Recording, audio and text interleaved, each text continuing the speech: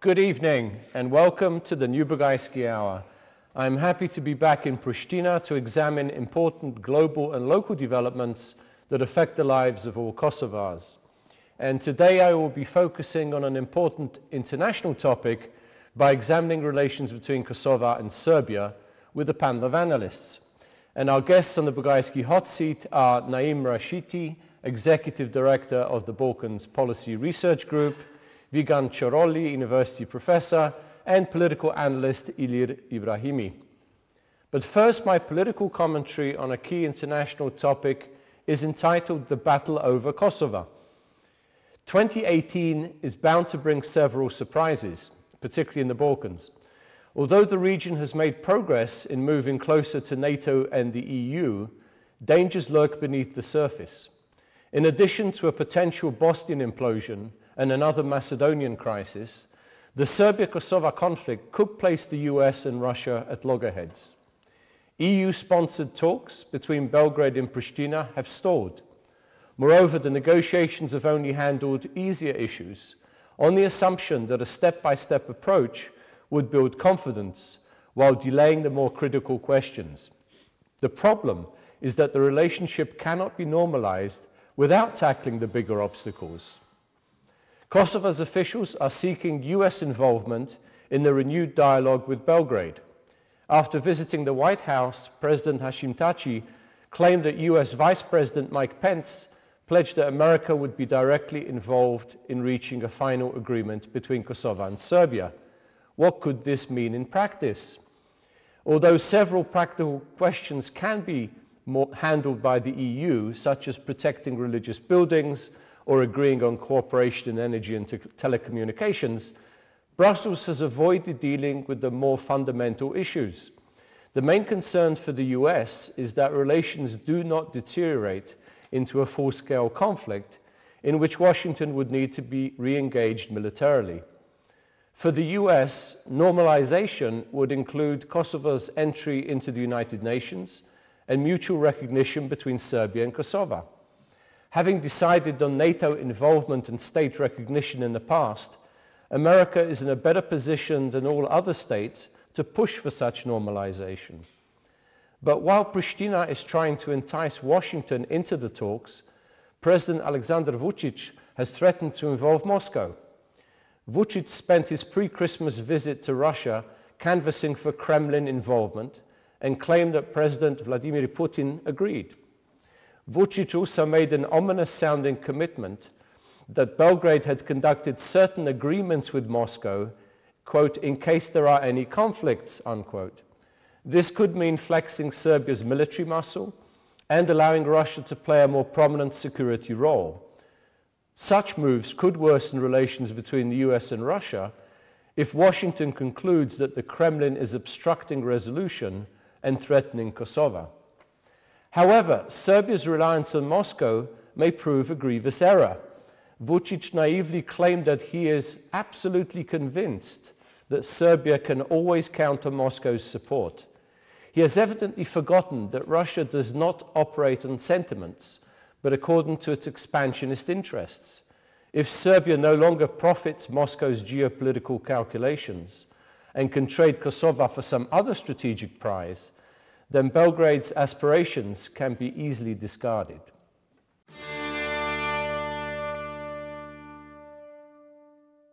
It is time now for the Bugajski hot seat with our panel of analysts, and from left to right we have Naim Rashidi, Executive Director of the Balkans Policy Research Group, Vigan Choroli, University Professor, and political analyst Ilir Ibrahimi.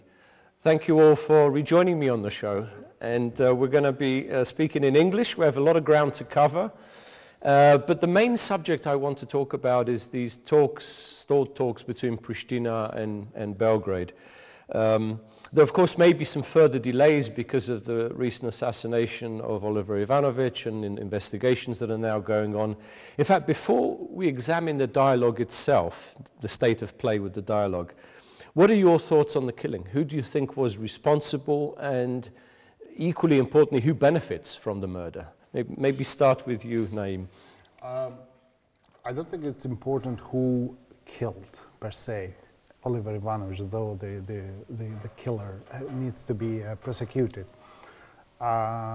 Oliver is a consequence, killing of Oliver Ivanovic is a consequence of a climate that the Serbian government has been creating in the north for many years. And often in the open eyes of the international community. Luckily, EU Homes had issued a strong statement criticizing the election and methodologies of the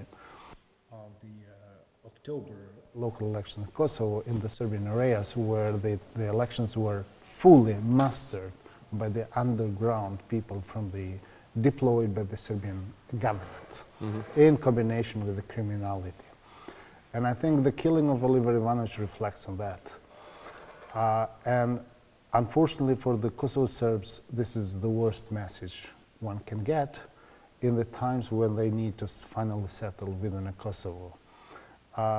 It is going to drive Kosovo Serbs out, and it has made clear that there is no alternative to the one set of views presented publicly by the Serbs and Serbian governments to the Serbs' views. And this is what's going to happen. Even members of the Srpska list are very unhappy with the way Belgrade and in combination, Belgrade officials in combination with the oligarchs, how they manage the Serbian political representation in Kosovo. And they will be less inclined now to object and argue against the policies. And I think, as we have seen for so many years, Belgrade is being the driving force against the interest and the future of the Kosovo Serbs, and is going to be so in the very near future. Vigan, do you agree? Do you think Belgrade may benefit, or the hardliners? What is for sure well known that Belgrade in this case will use the murder of Oliver Ivanovic for the political purposes, and will claim in Brussels in dialogue with Pristina that anyone who killed Pristina should bring these guys to the justice. Not necessarily Pristina will adjudicate this, but it will claim Belgrade, and it is claiming currently that both countries should be responsible for the investigations for this murder. Like President Vučić said in Mitrovica 2 days after, that Pristina is responsible for not dialoguing with us, but for bringing these guys to the justice, and it should ask us for further investigations. Belgrade asks, this is a political usage of this murder. Pristina should ask Belgrade what to do and what kind of investigations. This is a sort of dialoguing with this bad case, and in Brussels this absolutely will be used for the political messages. And now who killed and who did that, I'm not responsible to say, because we don't know what did, but this will be used as the ultimate goal for the political dialogue, because one of the former political leaders of Serbs was killed, no matter whether Ivanovic served to Lista Srpska or to Belgrade itself. But what has been this case will be instrumental to the next round of the reconciliation between the two countries. What do you think, Ilir, in terms of the investigation process? To what degree should Serbia be involved? Clearly, Kosovo's jurisdiction and authority over the investigation, but to what degree should Belgrade be involved? Well, this has been one of the first requests that we saw from Serbian government, that they should have some kind of involvement in investigation.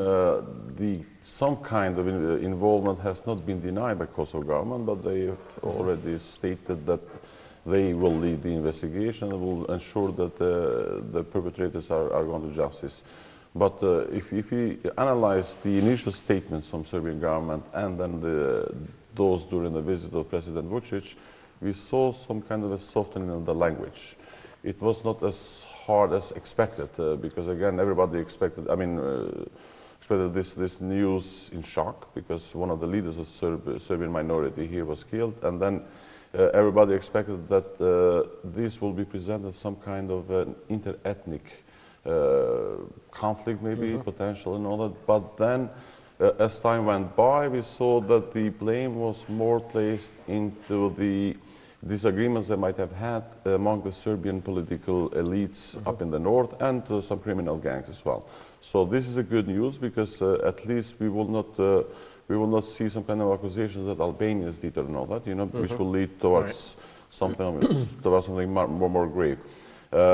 What kind of involvement Serbs should have? I mean, Kosovo has its own institutions.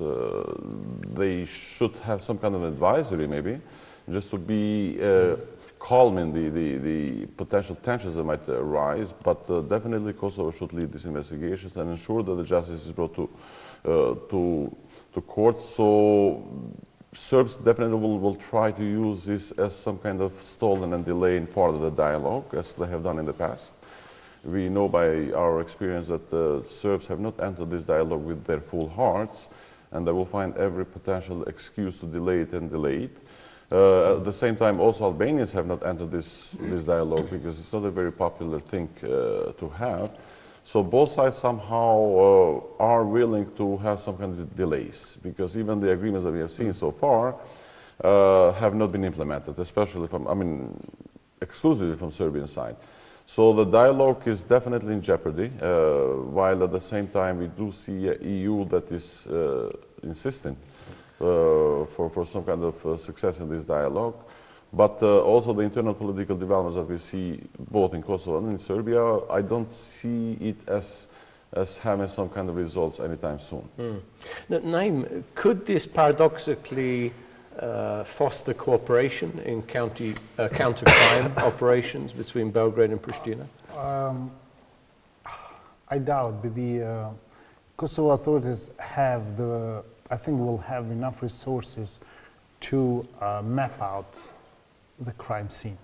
Enough, not to find probably the individual, but to map out the crime scene. But in practice, the one that would identify, will help identify and find out if he escapes is Belgrade. I doubt there will be a willingness to do. At some point, I suspect that Belgrade will claim that, oh, they found him in Serbia, somewhere. So they got it, and they will prosecute it in their territory. I think this will be the game in the end. But let's not assume.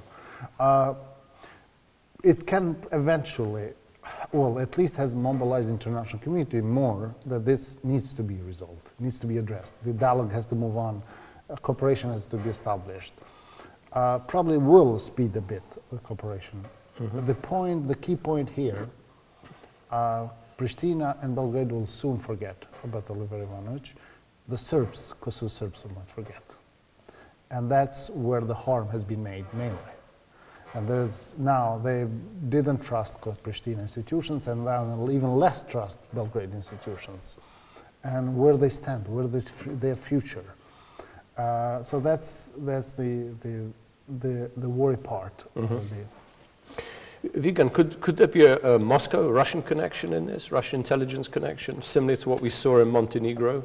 In which case, actually, the Montenegrin and Serbian authorities started at least to share some information, and there was some cooperation from Belgrade. What is for sure that Pristina should ask both Belgrade and Podgorica to cooperate in this case. Russian influence is, of course, important in this case, because we see that the international community is now, or more particularly the European Union is asking Macedonia and Montenegro to give hands from the Moscow. And this became more obvious with the NATO membership of Montenegro and the Gruevski departure from the power. Now, whether Podgorica and Belgrade know about, do they have to share this information? So I'm sure they should share information with Pristina, but Pristina should play the key role to bring to the justice these perpetrators. Otherwise, there is no need for Belgrade more to be involved fully into this case. Mm-hmm. Ilir, looking now at the relationship in a bigger picture between Belgrade and Pristina, the talks have stalled or already stopped over the past year or so. Or they've handled smaller questions, telecommunications, energy, monuments, papers and so forth. Can the relationship take another step without handling the more fundamental questions? What's keeping these two sides apart? What we call normalization. But even even the implementation of these so-called lightweight agreements that we have seen so far have not been implemented. And if we saw implementation of these agreements, it will make a difference, because currently we do really not have any kind of relation with Serbia. Mm-hmm. I mean, they kind of not only stolen but also blackmailing in every possible way, being that in energy sector, telecommunications, and many other areas. Mm-hmm. And that is really causing Kosovo to lose a lot of money, for example, in the energy sector. Mm. It's not helping, or it's not opening its development path, because Serbia's interest is probably to keep Kosovo where it is today. But how can we go to these more fundamental questions when we cannot really get through these lightweight questions that we have out there? Definitely it will be needed to be resolved, these fundamental questions, but now we have to put this in a bright or bigger perspective. When we see an involvement of Russia more and more present in the region, my assumption is that Russia will play the disagreements that we have in the north to their advantage, to keep the region unstable, and try to build its influence even stronger. We saw that it tried in Montenegro. It did not come to that point, because now we have Montenegro as a member of NATO. I'm sure it will try to do so in Macedonia. And Kosovo is maybe, I mean, the North Kosovo is the most fragile part. So considering this, and considering the approach and the statements that we saw from Vučić during the Christmas time, my assumption is that this type of incidents will continue. I mean, Oliver Ivanovic's assassination is just an example. We will continue to see other provocations in the north that will give enough reasons for the Serbian side to not participate in dialogue, to delay, and to continue to have this status quo that we have currently, which is not in the interest neither of Serbia or Kosovo, if we look really, because if they want to move towards the EU integration, these questions need to be resolved. But when bigger interests are in questions, and in this case we have the influence of Russia or influence of US continuation in this region, then I think it will overpass the interest of Serbia's or Kosovo's integration in the EU. Now, you said earlier that the only interests are eternal and nothing else, no alliance around not that. sentiments, yeah. But if Russia's interest continues to be of more influence in this region, then we will continue to see that involvement, and they're trying how to maintain this influence that they want to build in this region, and they will really not worry whether Serbia will be a better country by integration in the EU or not, because it's not in their interest. Naim, what has been implemented of the agreement? I mean, some things have been signed and not delivered. Some things have not been signed, let alone delivered. I mean, it is important too what has been implemented and what the impact. I think we have a reality that some parts of agreements have been implemented. The border control, which would be huge for Kosovo. Kosovo participation in regional is for full membership to sports. I don't think it was it would have happened without this agreement. Integration of the North elections, the whole process of establishing the judiciary, police. I think all these are enormous, unmanageable 3-4 years ago.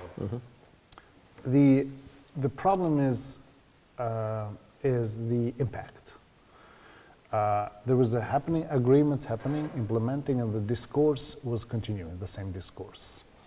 It's like a triangle where both Pristina and Belgrade was working for the Kosovo Serbs in the north, but this part of the triangle segment was not working. Secondly is this constant renegotiations of agreements has absolutely undermined the effects and the notion of the dialogue between Kosovo and Serbia. And the Kosovars are less keen in supporting dialogue now than when it began. And there are two problems. Is the expectations were high, and I would come back and call for cautious discourse and expectations now. And the second is this constant renegotiations. They've talked 7 years about the car plates. And one of the problems that what's happening in the north is exactly criminality, because there's a free ride for everybody there, with no registry, no car plates, no freedom of movement, recognition of diplomas, normal cooperation of police authorities.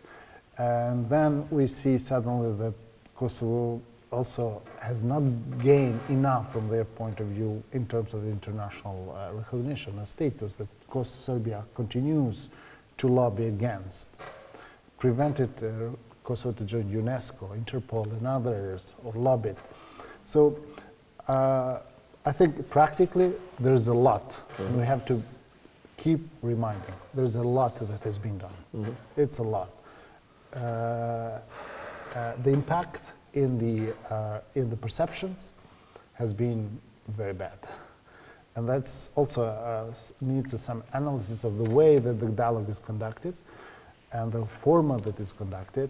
And also it tells you also about the internal dynamics that we have in Kosovo and Serbia. How our leaders are not able to sell it, the good story, the part of the good story, at least. And this will be another challenge for next time. Right? I think, as Ilir said, if the agreement would have been implemented as a whole, the first agreement, would have changed perception of the people. If an association would have been implemented, as Kosovars seen that actually it is not a threat to the sovereignty, then perception would have been different. If Serb judges and prosecutors would have been integrated on time, I think they would have been part of investigation in the Ivanovic case now. And it didn't happen. And worse, I think even EU president, both presidents in EU have accepted that what is left from the first agreement, it will be part of the more, as they claim, the largest agreement, including energy, including association, including the whole. I think it will make even more difficult for the next rounds of.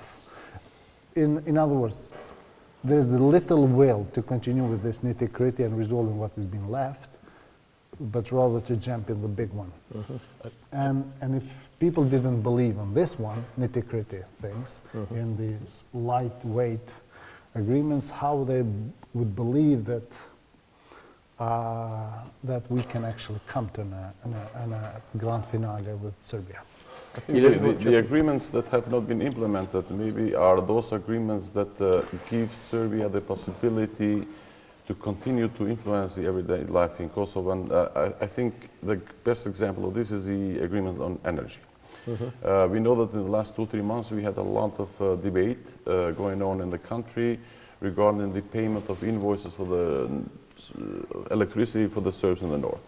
This was a political decision of the Kosovo government to pay, to include this in invoices of the citizens in the south, because we did not have access to invoice to ensure that we are invoicing correctly and everything. It was a political decision because if you cut them off, then they will get energy from Serbia. And this is another step towards partition of the country.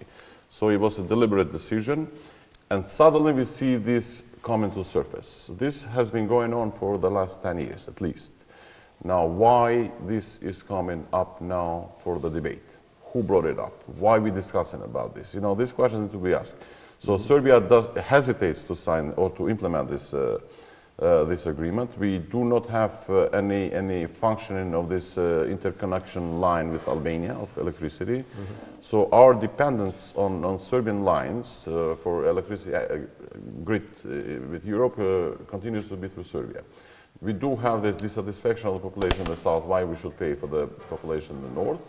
You know, and then you kind of build up this, going back to previous decade of hatred towards inter-ethnic hatred, because again, in the end of the day, why should I pay for somebody else?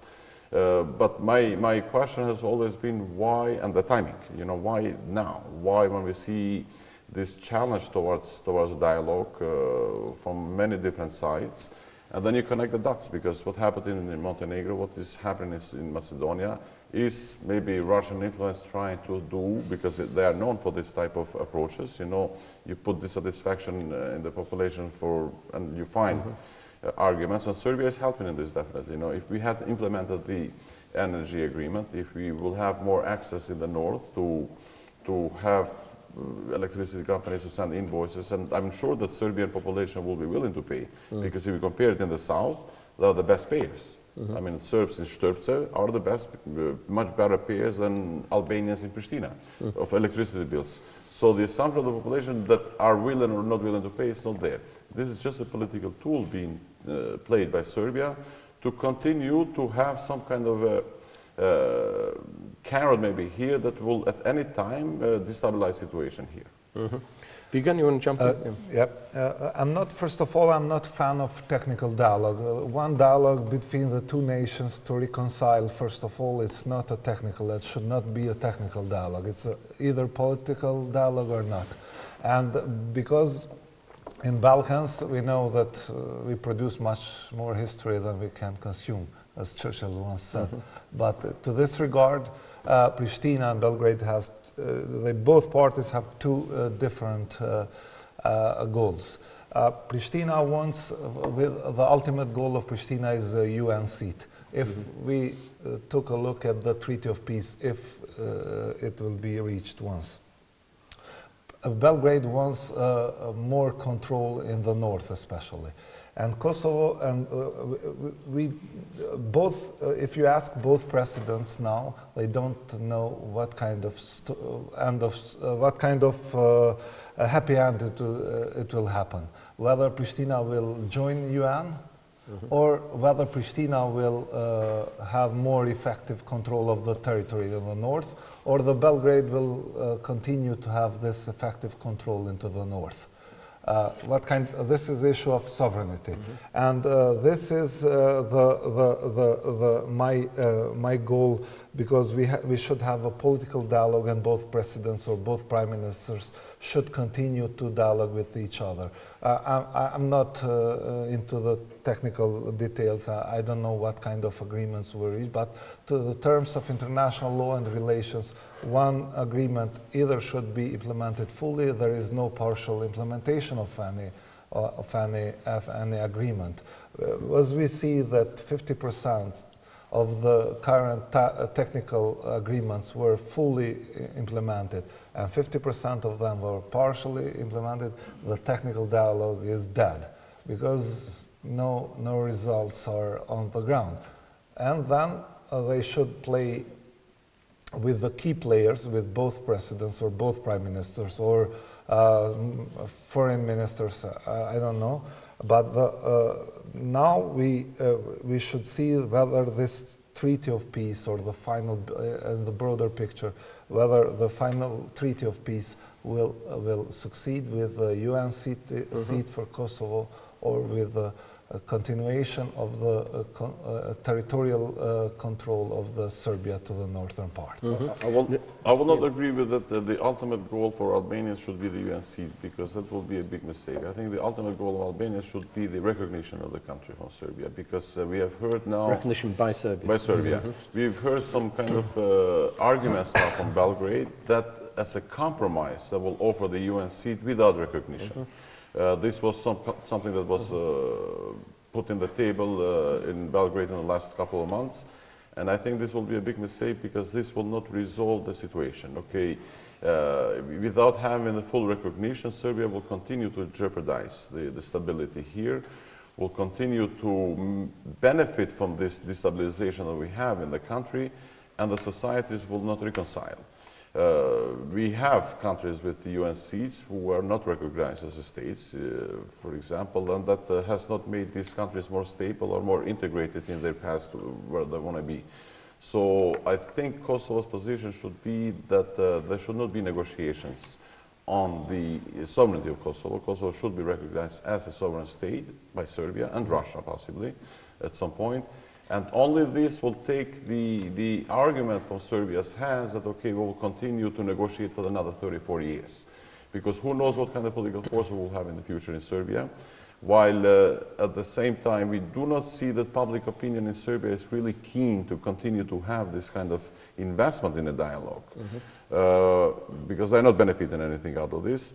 Kosovo Serbs at the same time are living in a limbo. Somehow, I mean, we know that in the north, nobody, I mean, if you ask the average citizens whether they are accepting this type of life, lawless life, I don't think they would accept something like this. We saw a lot of statements during these days, during the Ivanovic's assassination, Serbian citizens coming on TV, and they do not accept this, because if you have cars driving around without plates, nobody knows who is doing what. The underground forces are really having the say there. Who will want to live in a territory like that? So when we see all of this, so better to have some kind of approach that, okay, this is our final destination, and not compromise on this path, because nobody will benefit to have this kind of half solutions, UNC or anything that will be similar to that. Because it will open the doors to potential radical forces to use this as potential conflict. So mutual recognition is the ultimate. Mutual recognition should be the ultimate goal for Kosovo. 1 minute. The math, Ilir, is wrong, because both countries should negotiate and both countries should compromise at some point. And what kind of compromise Serbia will have? Whether continuation of this territorial control in the north, and okay, we ask for recognition and we ask for UN seat. We maximize this this dialogue, and we don't have any other plan C. This plan A, UN seat, plan B is recognition. But what kind of compromise for Serbia will be left? Whether the control over the political Serbs, Lista Srpska, these artificial creatures of political man, like Lista Srpska, or whether the territorial control over the north or over the... And this we do not know yet what kind of compromise the Brussels will seek at the end of the tunnel. Whether there is a light at the end of tunnel, we see that. That's why I'm arguing that the UN seat is better without the recognition.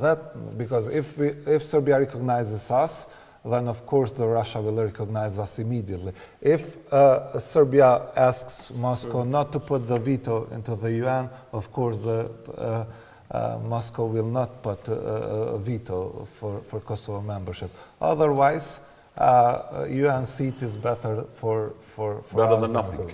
Yeah. I mean, this is what this is. I mean, Vigan Selir's debate reflects the views of the Kosovars, establishments and Kosovars. I'm doing with the partner Ridea scenarios for the grand finale eventually. Though I'm very skeptical, but this is exactly that. What we need to seek, what Kosovo needs to seek, and what's the minimum. And I think in Pristina it will be very difficult, almost impossible, to get Pristina to sign to something short of UN seat. And that's I think has to be understood. The other is that, look, in this case, with the enlargement strategy, with a clear path, benchmarks for Serbia's membership to European Union, and with the growing interest of the State Department, states in Germany, Austria, London, to get this done, I think now it's not time, it's not right to look only on what Vučić and Kosovo can offer. I think they also need to put a frame, like the Artisaris process, principles, the frames. And I don't think EIS is understanding and is doing this. This time, it's as a strategy explicitly asked for EIS to step up, and also member states, and define now the full and comprehensive agreement between the two. Do you think Washington should be more directly involved in the talks? I think, to my understanding, EIS Chief Mogherini had a chat explicitly about this with Vice President Pence. But I think at lower level, West Assistant Secretary or Deputy Assistant Secretary has to be really together with Germany and a few other member states, helping EIS define the framework and roadmap for this. And there are, I think, more way they stay, more complaints we hear. And that's danger. The other thing is that in order to convince the Belgrade and Pristina that it's time to do, also that we need to see them coordination. The best times of the dialogue were when Ashton and Secretary Clinton passed by the region. And the agreement was made thanks to those two ladies. I think we have to see 12, 18 months coordination within a framework what we want to get. In the end, look, in the end, if eventually Kosovo and Serbia eventually agree for the treaty that allows Kosovo to go to United Nations, then it will have to be a resolution sponsored by EU and Serbia. So this is why that resolution has to satisfy Pristina, states, Germany, and Austria. Today, we see a willingness to think of grand finale, but we hear more complaints about each other than coordination. Vigan, how do you see potential US involvement in the talks? Absolutely, it is instrumental because we know the weakness of the European Union, that weakness is seen and in the Trump administration by the Balkan side, but it should be more involved towards the region, not only economically, but we are used to see more political courage of the Washington DC in the Balkans, and now we don't see last 2 years any highly visit paid here in the Kosovo nor in the region, and the DC should be more involved, absolutely, because the parties, especially Kosovo, believes more DC than the European Union, and this is absolutely normal to our conscience. Because the trust for White House is more than for the European Union, especially where there is no consensus between the 28 states in the European Union for the Kosovo statehood. And the involvement of the DC in the dialogue gives more trust and gives more strength to the dialogue, because there will be the witness of the final treaty or final agreement between the two parties. Ilir, as a counterpoint to this, Vučić has threatened to involve Moscow in the talks. Is this a good idea or a bad idea? I think this is a very bad idea, and that's why US has been very cautious to state whether they will participate actively, I mean directly in a dialogue between Kosovo and Serbia, because if that comes at the expense of Russian involvement, I think we see a step back in this dialogue. United States has been involved, maybe not with a seat in the table, but has supported the dialogue. That's what we have heard from the administration. That has not changed in the last 2-3 years. They continue to state that as well even today, and they will continue to support the dialogue strongly. Behind the scenes, they have been involved, but it was agreed that this dialogue should be led by European Union, and by Baroness Ashton before, and now by Lady Mogherini. But we did not see any representation of the United States in the table. I think if we continue to see this support that we have had and then we reach some kind of agreement, we will be better. Because once we have Russia in the table, then I think we are opening the door to really what Russia wants, you know, to come back to the region and to build up its influence. But by having a seat in the table, I think we are making it too easy to Russia to come back in the region, and that's why maybe the United States will be very hesitant to have this kind of a active, formal participation dialogue between Kosovo and Serbia. I don't think it's a counterbalance. I think Vučić is doing this with Russia for two reasons: to try to conclude agreements before they get deeper into EU accession, when they cannot. I think this is why they are preempting and they are using this vacuum now to get deals with Russia that will not be reversed in the process, or would be impossible to do in 2-3 years' time. Secondly, is that Vučić is trying to get Russia in supporting his idea is a controversial and non-conventional ideas for resolution of the Kosovo's question. So Russia, for states, EIS, European Union, and member states, it's very easy to coordinate without having to put too much visibility and to the process. They can sit and agree on the framework, on the personnel, on the framework methodology that will be backed up. So we see willing, but to work together, United States, EIS, Germany, but we don't see coordination like we saw during the Vienna, and that's what is missing. Nobody's questioning EIS chief Mogherini leading this. She has no framework that is fully supported by State Department, Germany, and Austria and others. And as I said, we're hearing more complaints from European governments than coordination. And therefore, we need to see that it will be enough for states, for Serbia and Kosovo to understand that now is the framework ready to get to the comprehensive agreement.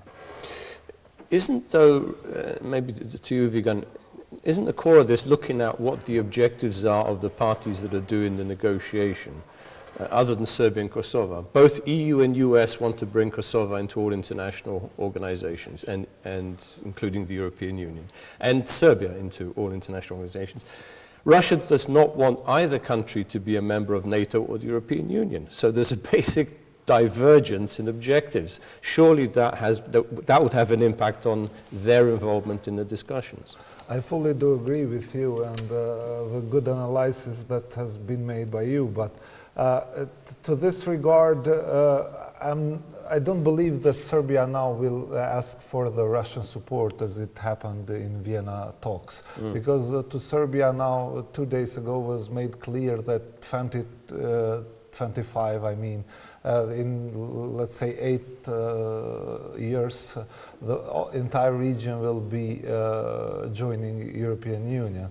And now US and EU made clear to the Serbia that the path of Serbia is not to Moscow, but it's a Western oriented dynamics, and the involvement of the Moscow to the dialogue will be a step back for the Serbia.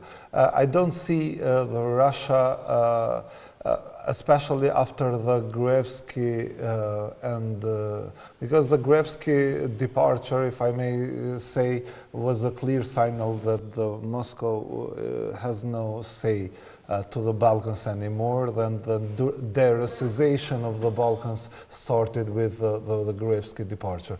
And the Gruevski will not be back again into power in Macedonia. And Vučić has the clear signal to this, especially when Macedonia now is negotiating with Greece, and Albania is negotiating with Greece to finally solve the remaining stories from the past. Now Serbia will be like a small child, and will see towards the European Union with the year 2025, because then no chances for Serbia to be fully democratized and fully a member of European Union in the future. Though one thing I would add is, in terms of Russian policy, one should look beyond single election cycle.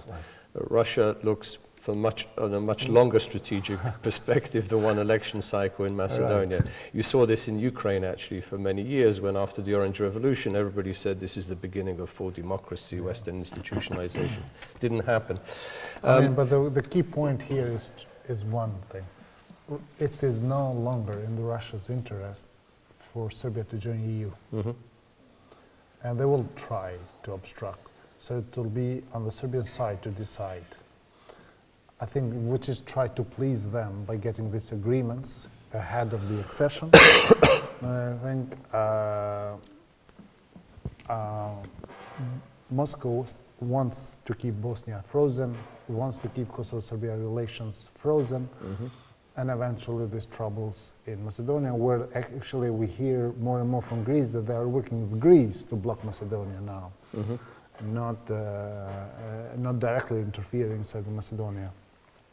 And they will continue, even if Kosovo-Serbia agree, they'll continue to, but this is why it's clear for those who can understand each other easier, like EU and states, to agree quickly and resolve this. You know, the last sort of question we'll go around. I suppose the big question is, in terms of this government now, this coalition government in Pristina and Kosovo, what are the chances of success for this government in terms of the dialogue? Dealing with questions like the association agreement, for example, the municipality question. Do you see chances for this government to succeed where others haven't in terms of negotiations? Well, this government has been governing for over 4 months now, I guess, and one of the things that has proven is that cannot really resolve big issues. I mean, the border demarcation was one of the main issues that this government was tackled from day one, and we see that that issue has not been resolved yet.